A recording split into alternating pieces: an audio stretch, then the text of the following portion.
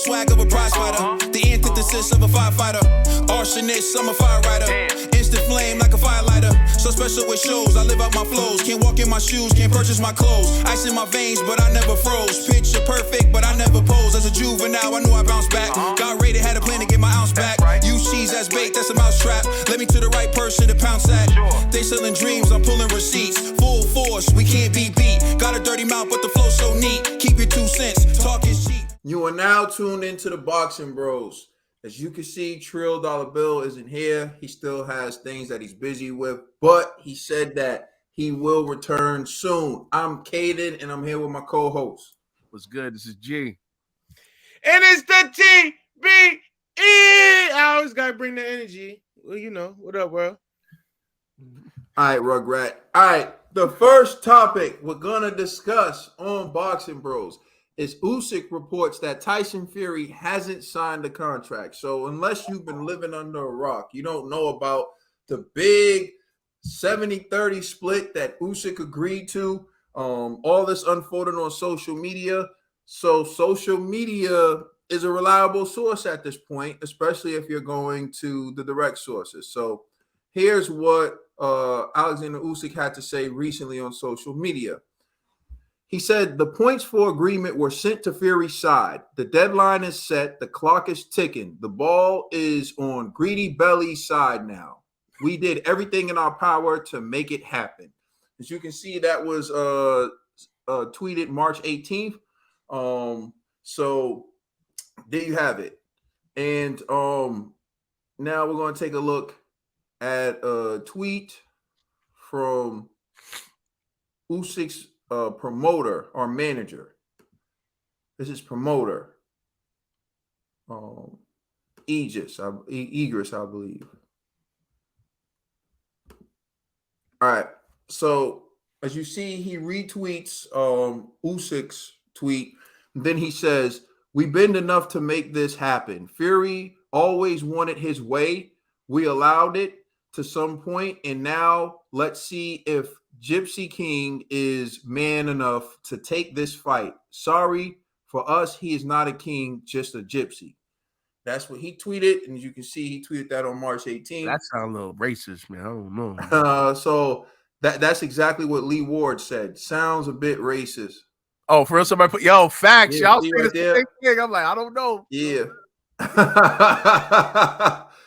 So that's what your reaction was, Lee Ward's reaction. So prior to that, we didn't cover this because we record on Sundays. There was also a dispute over the rematch clause. And so Fury came out and he made this video. To up the antes. Hold on 1 second. Fury released this video. And this was tweeted on March 13th. Hi, Tyson Fury here.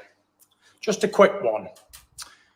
I've been speaking to the lawyers today, and Usyk's people are talking about rematch clauses and all that bollocks. Here's one to up the antes. How about there is no fucking rematch clause for both of us? Let's up the antes completely. Never worry about what's in the future and how many more dollars you can get after you've been defeated. Worry about the fight, April 29th, no rematch clause. The winner takes the glory. The loser goes home with his dick in his hand. How about that?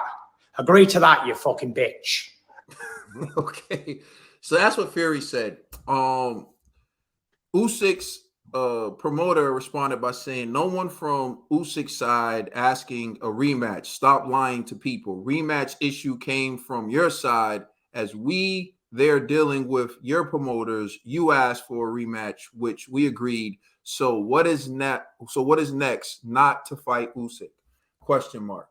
All right. So Usyk also released a video responding to Fury's accusations about a rematch clause, and we're going to take a look at that video before we jump in. So here's what Usyk had to say.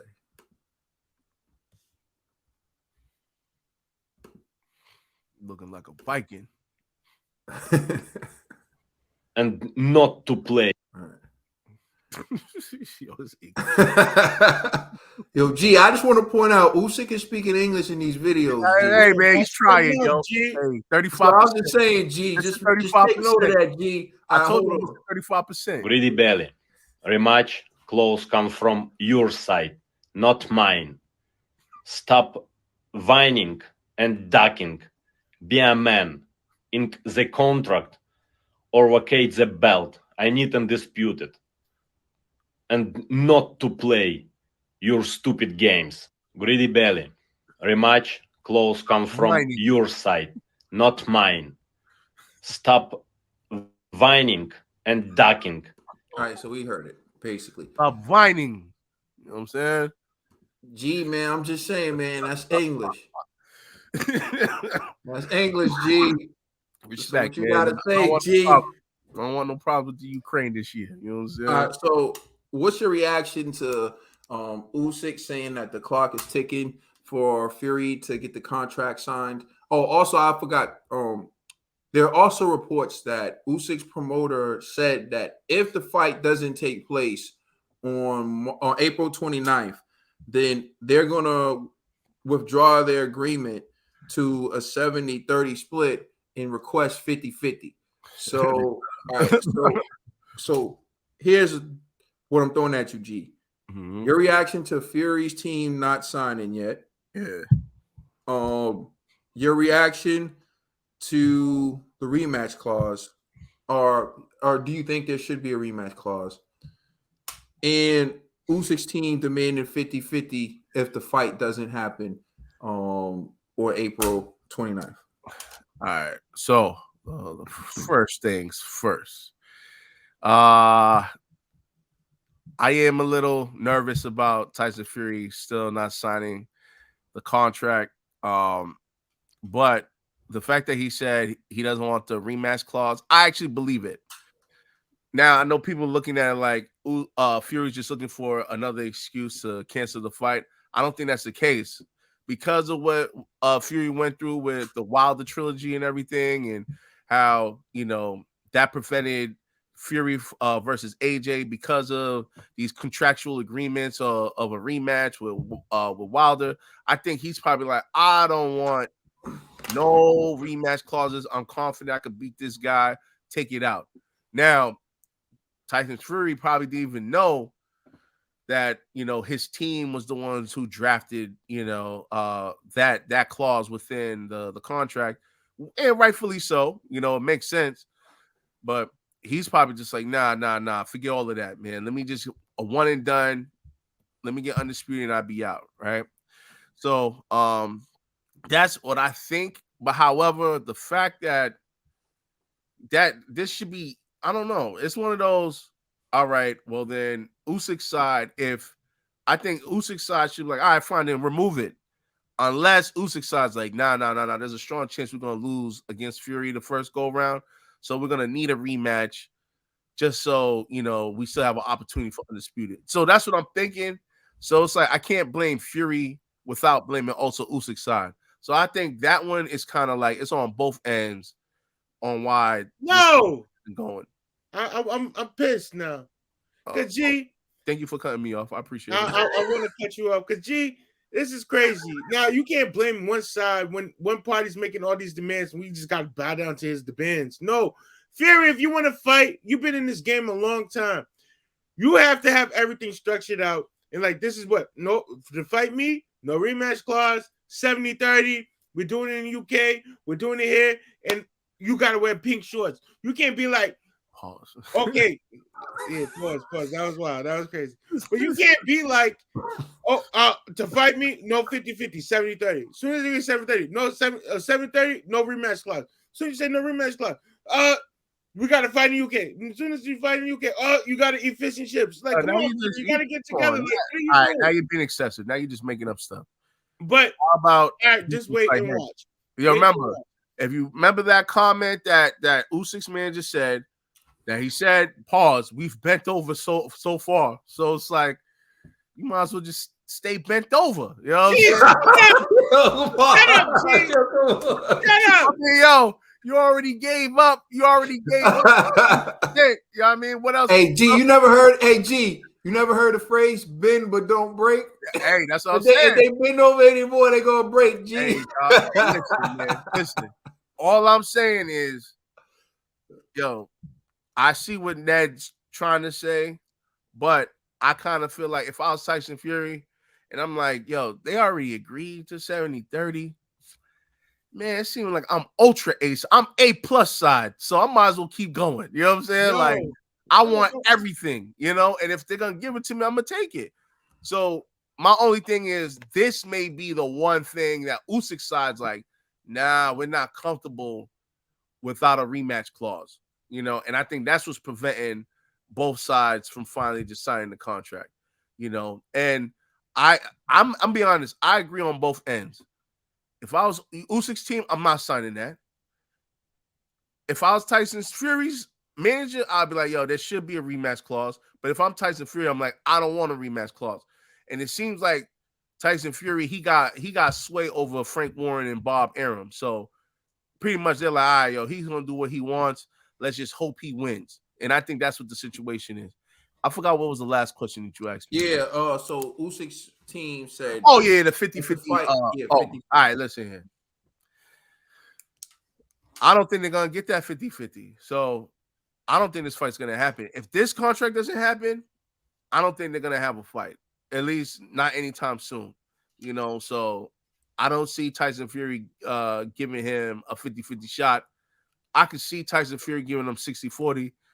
But I still don't see him giving them a 50-50 shot. I just don't see Tyson Fury doing that. You know what I mean? And so, and if you do believe that Tyson Fury is shook, which I don't believe, but hypothetically, if you believe Tyson Fury is afraid of Usyk somehow, right?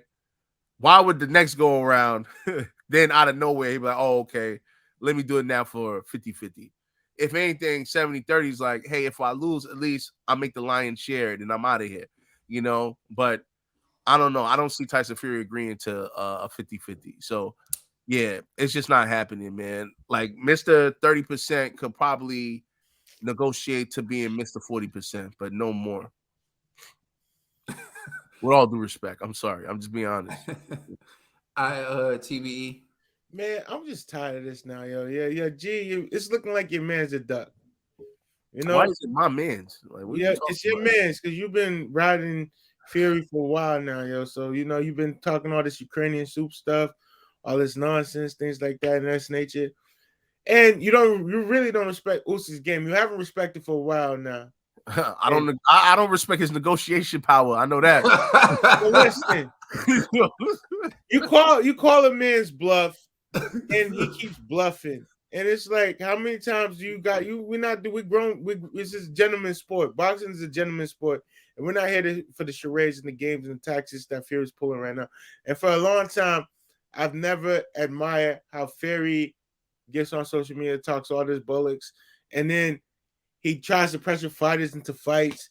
And then when the fighters agree, the fight never happens. And it's just like a whole bunch of nonsense. Like he's literally pulling the same. We saw this a couple months ago with AJ. He was like, AJ, you have 7 days to agree to this.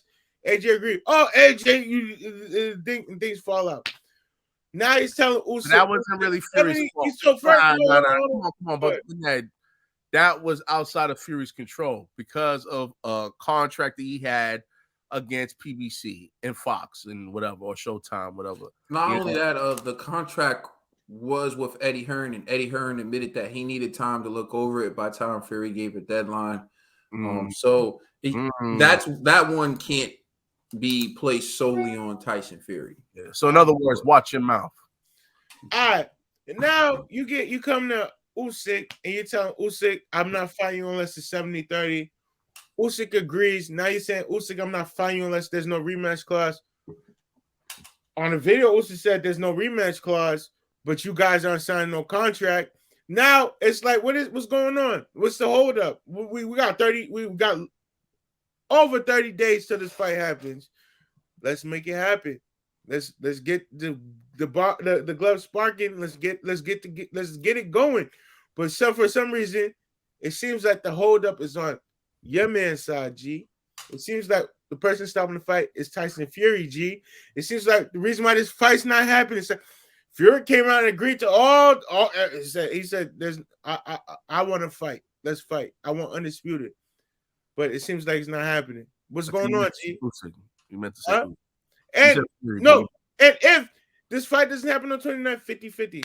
And I'm gonna say this right now: 50-50. It's down the middle. I'm not playing no games no more with Tyson Fury. But why would Tyson Fury agree to 50-50 if you already agreed to 30? All right, bleed him out then. Fight everybody else in the division till Tyson Fury's like, I have to fight this guy, or else retire, vacate the belt. Like Usyk said, vacate Tyson the Fury belt. doesn't have to fight him. No. Usyk doesn't have to fight Fury. Fury holds the belt. If Fury's not agreeing to Usyk's demands, bleed him out, control the market, become the face of boxing until he's 10%. Oh, so you think it's that easy? You call him Mr. 30. No, you call him Usyk Mr. 30 until Usyk beats all the top guys. He beat Wilder, he beat Ruiz, he beat all these big heavyweights, all the big guys. This little puffed up middleweight beats all these big guys, and now Fury's looking. I have to fight him. Now, who's Fury fought then? Because Usyk's running through all the competition. Now he's went from Mr. 70% to Mr. 10%. So don't blow the bag. Make the fight happen. If you think you can beat the guy, go beat the guy. Stop playing around. Yo, your reasoning is just all over the place, but okay. It is all over. But I'm just saying, Usyk's gonna bleed him out the market. That's all I'm saying. He's gonna show him that why he's worth more than 70, more than 30, more than 40, more than 50, more than 60. Damn near 100%, 99.999. Your man's son, just because he beat AJ, you talking like that he's worth 100%? Shut your mouth, G. I got you. Whatever, man. I don't want no problems, man. Are you good, Ned? I'm great. All right. So this fight hasn't been signed yet. And I brought this up. I believe that this is going to be a matter of whether or not Fury has been training and whether or not he's confident he can be in shape by April 29th for the Undisputed Heavyweight Championship of the world. So I believe what you're seeing right now is a chess match between two camps. I think Fury went 70-30, thinking that Usyk wouldn't accept that low ball deal so that the fight wouldn't happen on April 29th and they could renegotiate. And while they were renegotiating, Fury would be in camp and then they could negotiate the fight around June, right? But Usyk accepted the deal. And I've already stated, I believe Usyk accepted this deal because he believes Fury won't be ready by April 29th. So in Usyk's mind, he's willing to give Fury 70% to get him in the ring on April 29th because he questions whether or not Fury can be ready by then. And he's confident he'd be ready by then. Therein lies his advantage. Now, Tyson Fury's advantage is you're getting 70% of Undisputed. We haven't seen Undisputed for over a decade. So you're getting 70% of this huge fight. That's enticing for anyone. So it's like, okay, now you got 70% Fury. Let's get the fight done. And I think what's happening right now is Fury's team is probably really trying to gauge where he's at physically to see if he can realistically be ready by April 29th, because you have to look at it like this. If he doesn't believe he can be ready by April 29th, is 70% enough for him to sell the belt? Because he's going to go in there at less than his best. Now, I know that there are Fury people out there who feel like he'll just walk through Usyk and he'll just slaughter Usyk. Well, let's just say hypothetically, Usyk is really good. Let's say he really beat AJ because he really is a good fighter. Let's say he beat Derek Chisora because he's really a good fighter. Let's say he beat Tony Bellew because he's really a good fighter. Let's say he beat Joe Joyce because he's really a good fighter. Let's say he won Olympic gold because he's really a good fighter. Let's say all these things weren't a fluke. And how many times must you see the same thing over and over before you start to believe it's real? But still, let's just say Usyk is a pretty damn good fighter. Would you want to enter Undisputed at less than your best against that guy? I know some people think, even still after Usyk beat Anthony Joshua twice, that Anthony Joshua will be a bigger threat to Tyson Fury. And knockout threat? Absolutely. Perhaps he will spark Fury out, maybe. But maybe Fury will spark him out too. What I know about Usyk, though, is this is a man who has won at every level, every weight class. The man is a winner. He's found a way to win. To me, that is dangerous. When you always find a way to win, that's dangerous. That's Floyd Mayweather. Appreciate it. So anyone can say whatever they want, right? Usyk has always found a way to win.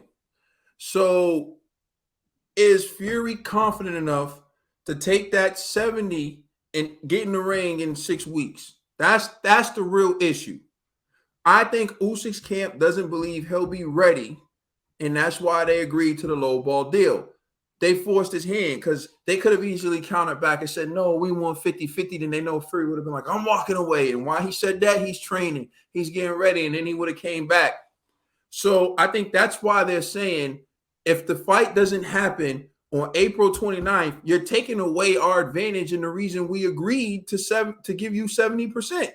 So now if we have to postpone and we can't get you in the ring in 6 weeks, it's not worth it to give you 70% of the pot. I already pointed out the numbers. Usyk is involved in 3 of the biggest pay-per-view fights of all time in the UK. His 2 fights with Anthony Joshua and his fight with Derek Ward Chisora. And he even did 603,000 pay-per-view buys in his fight with Tony Bellew. He's beaten 2 of the top pay-per-view attractions in the history of the UK, Anthony Joshua and Tony Bellew. The numbers support that whenever Usyk is the dance partner for a UK fighter, they do good numbers. Numbers they can't do if they're fighting someone else. Anthony Joshua fought Carlos Takam, Kubrat Pulev. He couldn't pull off nowhere near the numbers he did with Alexander Usyk.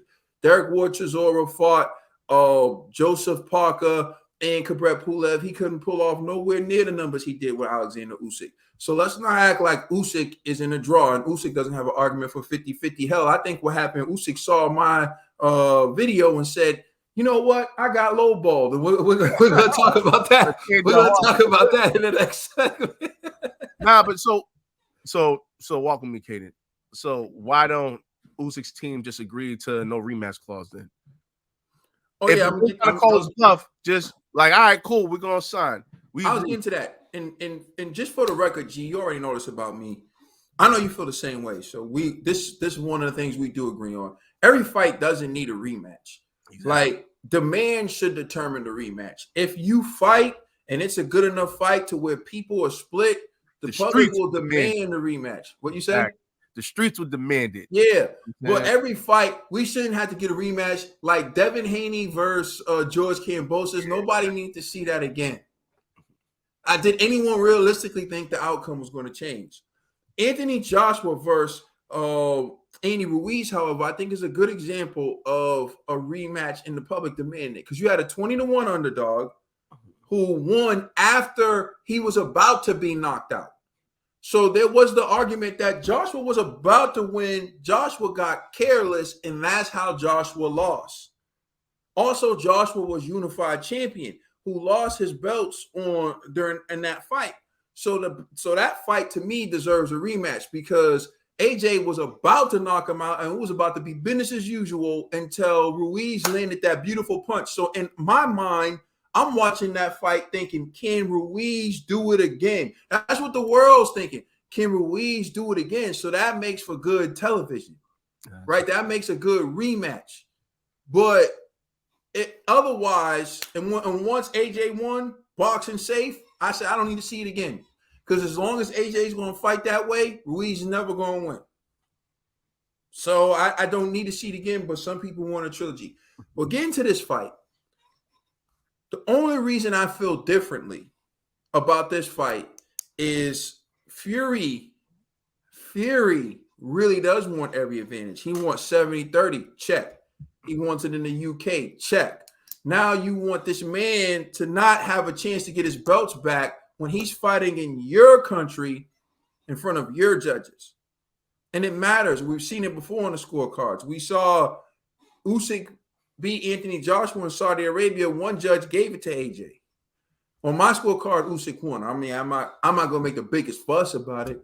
I think AJ did better than he did in the first fight, but I still think it was clear that Usyk won that fight. So one judge gave it a split decision. We seen Deontay Wilder in America get a draw when a lot of people thought that that Fury won. So let me address this one dude who said, I need to learn how to score a fight because I said I gave Wilder the first fight in the rounds he knocked down Tyson Fury. I never said those were the only rounds I gave Wilder. When I said that Wilder won by 1 point, those are the definitive rounds that I gave Wilder, where I feel like you can't dispute Wilder won. Then I go on to point out, if you gave him a few more rounds, I see how it could be a draw. I never said those were the only rounds I gave Wilder. You see? But people just look for a reason to get mad. I think Wilder definitively won the first round. In the rounds, he knocked Fury down. I feel like you can't argue that. So I feel like if you gave him a few more rounds, the draw is, and he did win more rounds than just those rounds. There was some really close rounds in there. So that's why I don't argue the draw. Again, when you're on this platform and you're speaking and you're doing a lot of talking and you got a video that's an hour, you can't be as descriptive as you want to with everything. But anyway, for this G, the only reason why I think a rematch clause would be fine is because Usyk is unified champion and he is going to Fury's backyard and he is willing to put it all on the line for a 70-30. So what if he gets a bad decision? Fury now gets to walk away being undisputed. He gets to say, I'm never going to fight you again. He gets to keep all the money. He gets to keep all the belts. I don't think that that's right. So that's why I feel like, okay, if Usyk is willing to give you 70-30 and he wants a rematch clause, I think that's fair because at the end of the day, unless you knock Fury out, you can't guarantee yourself a win. So that's why it's not that big of a deal to me. Still wouldn't be mad if they took the rematch clause out. Yeah, but I'm just saying, if they don't agree, then we just know that fight ain't happening. So. But why does Usyk have to agree to a no rematch clause for a fight that's taking place in Fury's backyard? Because he missed the 30%. Well, see, like, I mean, hey, I mean, y'all said it. Don't break them. So we just got to know the limit of how it's broken. This is what I love. No one's ever flipped this argument on his head. But I'm just curious. Tyson Fury's never sold over 1 million pay-per-view buys in his entire career, even when he fought Deontay Wilder. Tell me the fighter that you think right now Tyson Fury can fight that he would break 1 million pay-per-view buys in the UK. Who? In the UK? Besides AJ.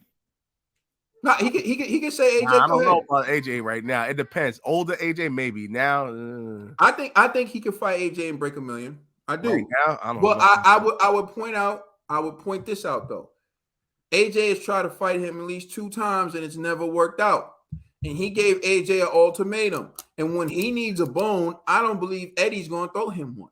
So I don't think that Eddie is going to be so quick. And I already pointed this out. I don't think Eddie's going to give him AJ. Because remember, Eddie went to Saudi Arabia, had the deal on the table, did all the hard work, and then when it came time, they didn't even fight to try to keep that deal. Wilder won arbitration, they went and they fought Deontay Wilder. Yeah, but I do think I'll say this though. Like, I see what you're saying, but Fury still made more money with Wilder because our pay-per-view numbers, we pay like $70, $80 over here for pay-per-views. While they pay like what $26 or something. So although, yeah, they're getting like AJ's getting millions or like 1 point whatever views. Yo, Tyson. And you think the numbers will support that? Because I don't think they will. I think so. Think about it. If he has 300,000 in the UK and let's say around like 600 to 700,000 pay-per-views in the US, you combine that together. That's almost 1 million. and you're making more money because the US Yeah, was like 3 times the amount for our pay-per-view than people in the UK. So Tyson Fury technically has more value with his pay-per-view than hold on. All right, let me get him real quick, Ned. If this was Usyk, though, you would argue that his opponent is the one who generated all the money. So when you have UK versus US and 600,000 pay-per-view buys come from the US, I'd argue that those are all Deontay Wilder fans. The crazy Deontay Wilder fans that came at me and that go at everyone else on the internet, right? And even in support of that, when he fought Dillian White, he only sold 40,000 pay-per-view buys in the USA. So my argument would be the numbers actually, unlike you and everyone else, when y'all argue that it's the UK fighter that helps boost Usyk's numbers, Deontay Wilder legitimately brought in 600,000 pay-per-view buys. You know what? Let me give Fury his 40,000. Deontay Wilder brought in 560,000 pay-per-view buys. Fury brought in 40,000 pay-per-view buys in America. But now what you want to do is you want to just give Fury the sole credit for all those numbers and act like he's the one who generated them. That's what Fury people do. They try to sway and go ahead. Objection. That's not what I'm doing. Go ahead. I'm just clearly saying, because I've been saying this since I've started at Boxing Bros. You're only as good as your dance partner. You know what I'm saying? So, like, I can't separate Tyson Fury from the Wilder trilogy, whatever, right? I have to put those two together, just like Usyk with all those other ones that you showed, I believe it was last week, right? I'll give Usyk those credits. Like, okay, that's cool, you know? But the only difference is Tyson Fury went to the bigger market. He went to the United States and generated more money. That's all I'm saying. Because again, and I'm not so sure it's more money. I'm going to find out right now, as a matter of fact. But I'm not so sure it's more money. It has to be. Bro, we pay like 3 times the amount that what they pay in the UK. So it has to be more money. Yeah, but you also did significantly less. You're also not factoring in that Usyk AJ2 was the highest price for a pay-per-view fight in the history of the UK. So you're also looking at it like it was $20, but it was really closer to $30. Okay. And you're also forgetting that a pound is $1 more than a US dollar. But anyways, like I said, I'm gonna find out right now. I'm doing it right now. Get him. So it sounds good when you say it, but when you actually, man, you sound like a groupie, man. Stop it, man. Actually, why he gotta sound like a groupie? You know why? You know, Ned. You don't? Yo, Ned, please stop it. You know, your mind don't even think about numbers, so stop it. You know, I'm trying to hear you right now, Ned. Please. All right, so 600,000 pay-per-view buys from the US plus 300,000 at $20 a pop. So I did 600,000 at $80. Mm-hmm. And I did 300,000 at $20 for the UK. Why is it 20? Ain't it like $26 or 24? Nah, bro, that's AJ's fight. That was that AJ fight. Oh, their fight was $20. I got you. That's 54 million. So now I'm gonna do AJ's right now. Well, see, listen, that's what I'm saying. Shining on them. Shining. 1, 2, 4. 0. All right, times 27. All right. What's the number? So that's 33 million. See what I'm saying? 400,000. Like, come on, son. You got to give it to Fury, bruh.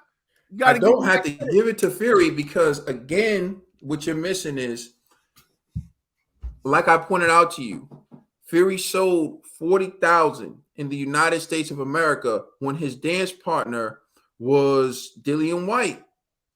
So Deontay Wilder being a part of that fight was huge in its selling. Unlike when Derek Ward Chisora was Usyk's dance partner, Usyk sold 1 million. And then Derek Chisora had a fight a few months after, and he couldn't even sell 200,000. Then he fought Fury, and they sold like 300,000. So Deontay Wilder. Then how? What about Wilder versus Hellenius? Pay-per-view numbers. What was those? It did 75,000. You see what I'm saying? So it's not like Wilder just brought in that whole 600,000. It's the fact that it was Wilder versus Fury that intrigued everyone. I agree. I agree with you. But let's keep in mind that fight still didn't break 1 million pay-per-view buys. And I know you want to say like in America, the fights cost more. You're preaching to the choir with me. Remember, I had to point this out to the people laughing at Tank's 275,000 pay-per-view buys. I'm like, yeah, but that 275,000 actually generated a lot. My point in bringing up his numbers against Dillian White is to show that he's not some massive star in America who can just sell fighting anyone. You understand? Because if that was the argument, then I would say, oh, hell yeah, he's the bigger draw because he has the UK market and the US market. But he hasn't proven that he has the US market. So I can't be like, oh, he's this big, massive star in the US. So what I would say is this, though. I do think Fury is a star. And I do think Fury has shown that he deserves 50%. Now, if you want to argue 60-40, I'm not trying to get into that. But my thing is you can't downplay Usyk and be like, oh, it's his partners that give him the good numbers. He was fighting Chisora. Chisora has a good fan base. He was fighting Bellew. He was fighting AJ. You can't use those arguments to discredit him and then ignore the fact that Fury versus Wilder was UK versus USA. It was also Fury coming back trying to slay the hardest puncher in boxing history. It still didn't break 1 million pay-per-view buys. And the most important thing I would argue is the market where it was supposed to sell, the market where it was cheaper, actually did the least amount of buys. Wilder Fury. Yeah, because of the time. Come on, bro. That's like, but that's your argument. But in the history of boxing matches, US versus UK, there have been fights that done way better numbers. It's not the first time that there's been a USA versus UK, and there still were fights that did better numbers. Lennox Lewis fights, Ricky Hatton fights. So that argument to me isn't supported by facts because people stayed up to watch Lennox. People stayed up to watch Ricky Hatton. People stay up to watch a fighter who they really care about. Even when Anthony Joshua fought Andy Ruiz, it did better numbers than Tyson Fury in America. Even when Anthony Joshua fought Andy Ruiz in America, the 20-1 underdog, it still did better numbers than Deontay Wilder, the hardest puncher in boxing history, versus Tyson Fury, the generational talent from the UK. So all I'm saying is these numbers don't support it, and that's that one fight. You're also doing what I like to do. You're being selective. You want to pick the anomaly. You want to pick their best fight, the rematch, and you want to take those numbers and say that's what makes Fury a star. What about the two duds? What about the two duds? You forgot about that where their numbers were horrific. They didn't generate garbage. So come on, man. Go ahead. You know why?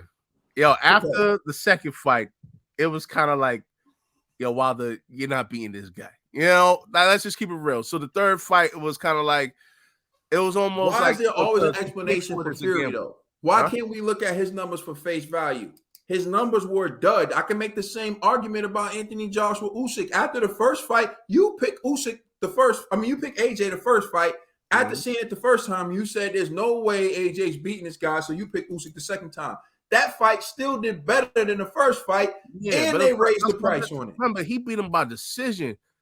This dude had to throw. They had to throw the towel, bro. So it's a lot different. Come on, man. He got punished. You know what I'm saying? All I know is this: you get 3 fights from Wilder and Fury. Mm-hmm. You pick the fight that has the best numbers, and then you want to put the focus on that fight to try to compare it. But in actuality, right, the numbers right, would show that there were 2 duds and 1 fight that the people were involved in. All of their other fights were duds. I've been calling out Wilder's fights were duds for the longest time. But again, let's get back. Let's focus on this one question without moving to numbers, because I just want to point something out. I think Fury's leverage is overblown, and I'm willing to show it. I'm asking you, name the fighters Fury can fight right now that would generate over 1 million pay-per-view buys in the UK. We said it, AJ. That's it. So I could come up with right now. I mean, it's slim pickings out here in these streets. It'd be AJ or Usyk, you know? Okay, exactly. AJ Usyk. Now, Joe Joyce, I don't think Joe Joyce would. Do you think Usyk Joe Joyce would sell 1 million? No. I think it would. Nah, you I think it would. My argument is he sold 1 million with Derek Chisora after 10 people beat up on Derek Chisora. Now you got undefeated Usyk who just beat Joseph Parker, undefeated Usyk. Now you mean to tell me that you don't think I think Usyk Joe Joyce can sell 1 million. I'm not saying it would, but I'm saying it. I'm saying that if Usyk versus Derek Ward Chisora could sell 1 million, I think Usyk versus Joe Joyce could sell 1 million, because I think there's a lot of people out there who would be interested in seeing that fight. All right, I don't know. I think like it'll make around like 800,000 in the UK. You know what I'm saying? Like sales, pay-per-view sales. I don't think it's gonna hit 1 million, to be honest. All right, well, Usyk versus Joe Joyce, just in your mind, then fight. All right, would Usyk versus Joe Joyce sell more than Fury versus Joe Joyce? Yeah, hold on. All right, how am I looking at it? Am I looking at it from the perspective of the promoter, or am I looking at it as simple? Who's going to generate the most pay-per-view buys? Do you think if you said Fury versus Joe Joyce that they're going to generate more pay-per-view buys than Usyk versus Joe Joyce? You see, that one's tough. I don't know. But however, I'll say this though. Because it's like a toss-up, if I was a promoter, I would rather go with Usyk versus Joe Joyce, because I could pay both gentlemen a lot less and generate more money, so it'll be more profit for me to get those guys in the ring. Tyson Fury, I have to pay a bigger bag, so the profit margin isn't as high. So that's why it's tricky. All I'm saying is this. Both fights. I'm asking a question. I wasn't done. Usyk Wilder.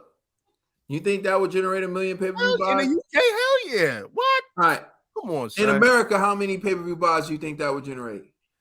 It'll generate like more than 600,000? Because I think it would. Get them. So this is the point that I'm making, bro. Despite what people are saying, Usyk has more leverage. He can make bigger fights against other opponents. Where he's hurt is where AJ was hurt. And now people are starting to see the appreciation you should have for AJ, because it just seems like Fury got the belt and became Deontay Wilder. For real. Where it's like, I can fight whoever I want because the WBC is not going to force me to fight any tough mandatories, while the WBA is going to make you fight Daniel Dubois or lose your belt. Now, I'm not so worried about Daniel Dubois beating Usyk, because Daniel Dubois offensively is a tough guy. But here's what it does. It limits his earning potential, because it's like, bro, I got to fight this dude when I know good and damn well I can fight Wilder right now and we both can be paid. You and I both know Usyk versus Wilder is a blockbuster, bro. Usyk versus Wilder is going to sell like hotcakes. USA, can we get a chance to get another champion back? Usyk gets a chance to show what he could do against the guy who's Fury's biggest victory. We know that fight would sell like crazy, but Usyk won't get that opportunity. It's the same as Anthony Joshua when he was trying to make his big fights and he had to get people to step aside, and people don't want to step aside. Having all these belts are a burden, bro. I'm telling you, they literally broke AJ. It's like the gift and the curse. Yo, I'm not even arguing that. I see every point that you're making, like, I almost agree with. It's just, yo, man, it just is what it is, man. Like, and another thing you have to factor in, It's who's Usyk signed to? Like some That's the promotional point. company. So you when you look at AJ, you look at Wilder, and you look at Fury, right? They're backed by powerhouses, Matchroom, ESPN, Showtime, Fox. Like these guys have a mechanism behind them. So, like they have more leverage than Usyk's, Ukrainian broadcast, whatever. I don't know who he signed. I don't know. You know what I'm saying? But it's like, yo, come on, fam. Like you and your promoter, y'all are cute. But us here at ESPN, PBC, Matchroom, we do this. You know what I mean? Which is one of the reasons why he would want a rematch clause, because I agree. Close fight, benefit of the doubt is probably going to go to the machine. I agree. But what I'm saying is that has to also get factored into the percentage split. It's like, yo, Fury's like, yo, bro, come on, man. I'm gonna be promoting this. My whole marketing team that's gonna be promoting it. Y'all not really gonna promote anything. You're like Jelly Belly. Yeah, these little tweets, they're cute. You know what I'm saying? But that's not enough. So what percentage would you think Deontay Wilder would deserve against Usyk? I would say 64. Oh, hold on. I'm lying. Whoa, I'm lying. Wilder's no longer I'm lying. I think Usyk should get 60, Wilder should get 40%. And I think that's fair. See, now this is where we part. I'm arguing 50-50. I mean, hey, I'll take it. I'm in the biggest market. Yeah. You just pointed. We just went over the numbers. You sell 600,000 in the USA. You talking about 48 million. Yeah. You sell 1.2 million over there, even at the increased prices. You're talking about Usyk selling his belts though. So like Usyk got his belts, and that's going to be a huge part of it. All right. So here's a point that I'm making. And I guess for me, I'm done. When it comes to making a big fight, you're right that the dance partner matters, right? But it's also, what are you bringing to the table, right? Deontay Wilder, to me, is bringing a U.S. market, right, which is the biggest market, which is where you can make the most on a pay-per-view, one pay-per-view buy. No one's topping that. USA, that's where you can make the most money. So Wilder versus Usyk, USA market is going to be intrigued by that. You and I both know Wilder versus Helenius, that was a terrible match. We all knew that. And it still did 75,000, but but we all knew that was a get Wilder his confidence back fight. Wilder fights Usyk, that fight's going to sell at minimum 500,000 in the US, right? So you got that plus Usyk's numbers in the UK. Wilder, say I give you half of what we do in the US, you give me half of what you do in the UK, it might X itself out anyway. But if I'm Wilder, you certainly ain't gonna give me 40% of what I do in the US. Hey man, listen. You might concede, Well, but what about Fury in the UK? Like in the UK, Fury hasn't proven he's this dominant star who should get 70. AJ proved he's this dominant star who should get 80-20 against Usyk. He's all over the top 10 list for pay-per-view buys. But Fury, on the other hand, has never broke 1 million. So this is where my issue with Fury comes in. I think 50-50 is good because it takes them both to make a fight. But Fury doesn't have the commercial numbers. He doesn't have the fan backing. He doesn't have like the legitimate argument where you can say like, yeah, he's worth 70% and Usyk is worth 30. If anything, the numbers support Usyk. Now, I get it. People are going to say, oh, well, he was always the second biggest fighter on the bill, according to everyone else. But people saw him win, just like they saw Floyd win. And people are now paying to see if someone can beat Usyk. So, I mean, I saw that to say, if this fight doesn't happen on April 29th, and Usyk demands 50-50, I don't think that's unreasonable, especially if the reason he was willing to agree to 70% is because he wanted to fight on that date, and now he's not getting what he wants, then he can switch the percentage. Yeah, but I'll just end this. Tyson Fury doesn't seem pressed at all to fight Usyk. So if Tyson Fury doesn't get his way, it's not happening. You know, so I just feel like Usyk's team is just unfortunate, but they gotta just concede to this 30%. They just have to do it. You know, no rematch clause is just gonna have to do it because we know Tyson Fury doesn't really care about Undisputed. I think Tyson Fury only cares about the bag. So in his mind, he's like, "Yo, if I don't get what I'm looking for, I'd rather just fight random guys." You know, he might just say, "Hey, you know what? Then I'll just fight what's his name? Joe Joyce next." Mm-hmm. You know, and that's an easy fight to make because you know they're both with Frank Warren. So I don't know. Joe Joyce got Zhang though coming up. I mean, yeah, but yeah, let's go. I think after Zhang, he'll fight Tyson Fury in 2 months after, you know. I know Fury's like, yo, here's the deadline. You gotta fight. Like, yes, let's do it. You know, Joyce ain't worried about no Zhang, bro. You know, so that's what I'm saying. Usyk, it's unfortunate. Like, I'm being honest. I know people look at me like I'm a Usyk hater, but I'm just being honest. Usyk's team has to agree to these conditions, or we're not going to see that fight anytime soon. And that's why it's just unfortunate. It's like once they conceded to the 30%, it's like, come on, bro. What's going to stop y'all now? Y'all talking about the rematch clause going to stop y'all? Stop it, man. You know you're going to sign, bro. They're going to sign. I'm telling you they're going to sign. Unless Tyson Fury's team is like, you know, we changed our mind. We need that rematch clause after all because we think Tyson Fury might lose. You know, like, so I just feel like Usyk's team, they got to sign, man. It just is what it is. All right, man, you heard it. You heard all of our positions. Hold on, we didn't hear that. We didn't hear that. We just heard Nate go, yeah, Katie, yeah. Watch him off, G.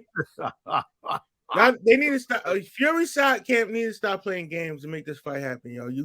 They mentioned the Close man. us out, Ned. Tell God, Mentioned the men's, and now y'all keep playing games. That's Kaden, that's G, and I'm the TBE. Like, subscribe. We on all platforms. Have a nice day. Boxing Bros. Boxing Bros, baby.